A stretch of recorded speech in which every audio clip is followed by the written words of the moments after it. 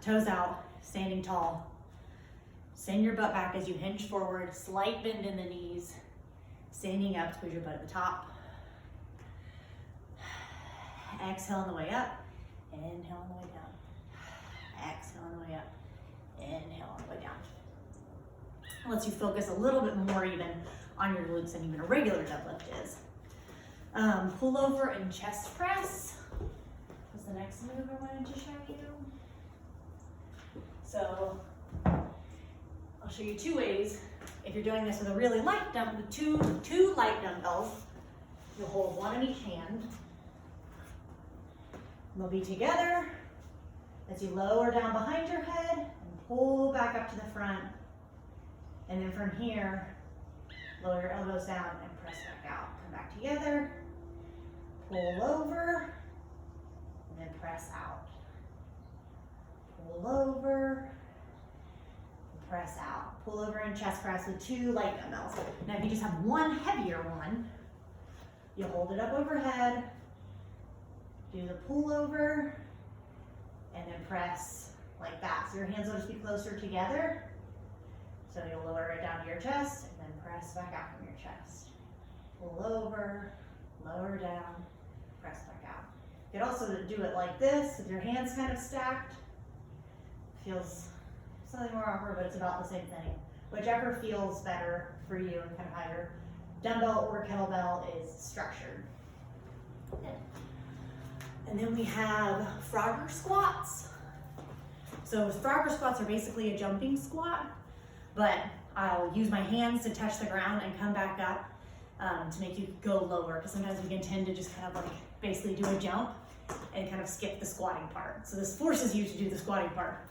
So feet, shoulder to hip width apart. Sometimes you can be a little bit wider for a jumping squat. You're gonna touch the ground and then also jump with your hands up. So touch the ground, jump up, touch the ground, jump up, touch the ground, jump up, like a frog. Like I said, it kind of forces you to get down, do that full squat, and then launch all the way up instead of just like doing kind of little quarter squats and not really doing the whole thing. Okay, lunge to hop, where you're going to start standing tall, do a reverse lunge, and then hop back up, okay?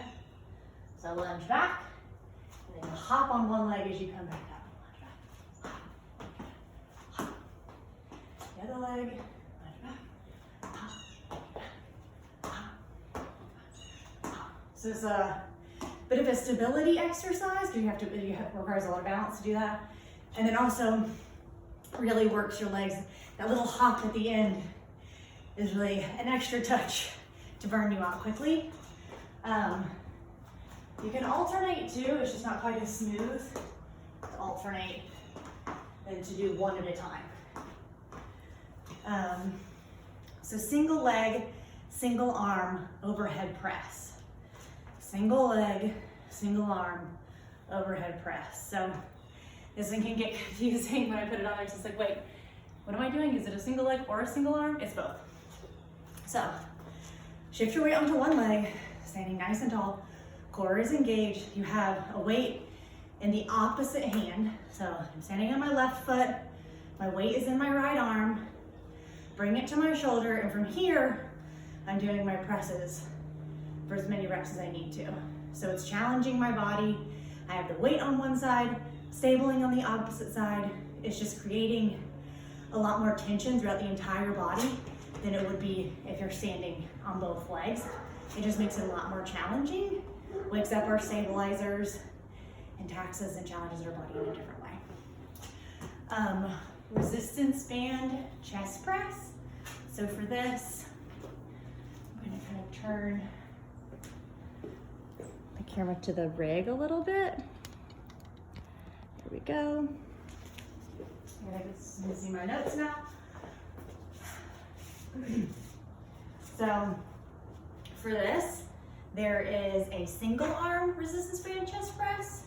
So you'll have the resistance band just in one arm, facing away from the rig, shoulders down and back, a little bit of an athletic stance. You can see I'm leaned forward just a little bit. And I have my fist kind of a little bit ahead of my shoulder.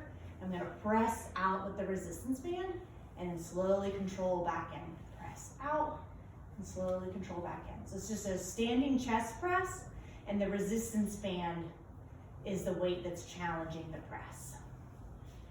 And to do it with both hands, back, it's the same stance, back into a little, back to the rig, athletic stance, resistance band in both hands as you'll press forward on both sides. Now the resistance band is a little high, so it's going over my shoulders.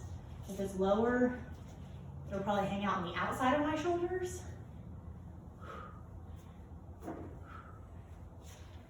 There you go. The last thing I wanted to show, which is a little bit difficult,